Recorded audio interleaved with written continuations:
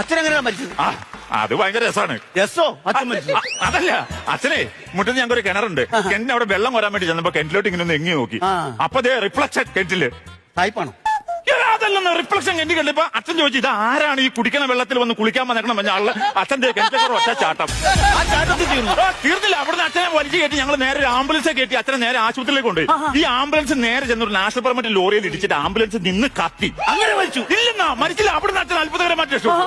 അവിടുന്ന് രക്ഷപ്പെട്ട അച്ഛനെ ഞങ്ങൾ ഒരു കാറെ കയറ്റി കാറിൽ ഞങ്ങൾ വിട്ട് ഹോസ്പിറ്റലിൽ പോവാണ്. അങ്ങനെ കഴിഞ്ഞപ്പോ ഈ കാറിന്റെ 2 വീല് ഊരി പോയിട്ട് നേരെ കൊക്കയിലേക്ക് മറിഞ്ഞു. അങ്ങനെ മരിച്ചു? ഇല്ല, അപ്പോഴും മരിച്ചില്ല. ഈ പുല്ലിനൊന്നും മരിക്കാൻ പറയാം, മനുഷ്യൻ ടെൻഷൻ തെറിച്ചാവുമല്ലോ. എന്നിട്ടാണെങ്കിൽ ഈ അച്ഛൻ പുൽത്തറയിലേക്ക് തെറിച്ചു. അവിടെ ഞങ്ങൾ അച്ഛനെ നേരെ ഒരു ഓട്ടോറിക്ഷ കയറ്റി ഞങ്ങൾ നേരെ മെഡിക്കൽ കോളേജിലേക്ക് ചെന്നു. മെഡിക്കൽ കോളേജ് ചെന്ന വഴി അച്ഛന്റെ ഓപ്പറേഷൻ. ആ ഓപ്പറേഷൻ മരിച്ചു? ഇല്ല, അപ്പോഴും മരിച്ചില്ല. കാലിന് മുടിഞ്ഞ ആയതാണോ? ഓപ്പറേഷൻ കഴിഞ്ഞിട്ട് അച്ഛനെ നേരെ ഓപ്പറേഷൻ തീട്ടിന്ന് വാർഡിലേക്ക് മാറ്റി.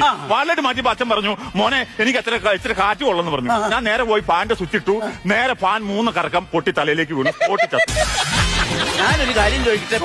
ചോദിച്ചോ. നിന്റെ അച്ഛന്റെ ജാതകം എഴുതിയ SN സ്വാമിയാണ്. അതിനാ പുള്ളിയുടെ മരണത്തിൽ തിരിച്ചോട് തിരിച്ചാണോ?